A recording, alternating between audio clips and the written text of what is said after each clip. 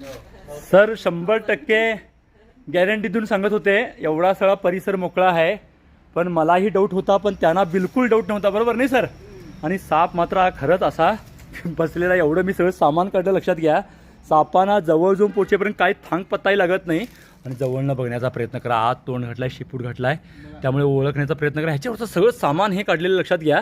आणि त्यानंतर तो हलत नाही बिलकुल. म्हणजे साप आपल्या जवळ येईपर्यंत बिलकुल विचार करत नाही. मधला भाग हा नागासारखा वाटत असेल, पण हा धामण आहे. बघू शकता, भला मोठा साप यानं काहीतरी खाल्ला आहे, पण लक्षात घ्या आपल्या आजूबाजूला अशा प्रकारे साप राहतात. साप जर तुम्ही व्यवस्थित बघितला तर साप सापडण्याची शक्यता फार वाढते. लक्षात घ्या. आम्ही किती लवकर येतो महत्त्वाचं नाही. 1 तास त्यांनी वाट बघत बसले, पण साप हा सापडला. शिफ्टी मी पुन्हा पुन्हा दाखवण्याचा प्रयत्न यासाठी करतो की साप तुम्ही ओळखावं म्हणून.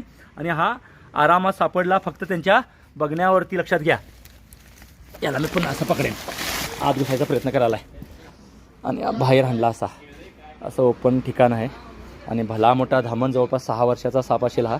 आणि आरामात सापडला. तुमच्याकडे जास्त धामणं साप सापडलेत. आतमध्ये पण आला होता एकदा, म्हणजे अंगावर चढाला आहे. ठेवतो आता फोन, पुन्हा दुसऱ्या आपल्याला जायचं आहे.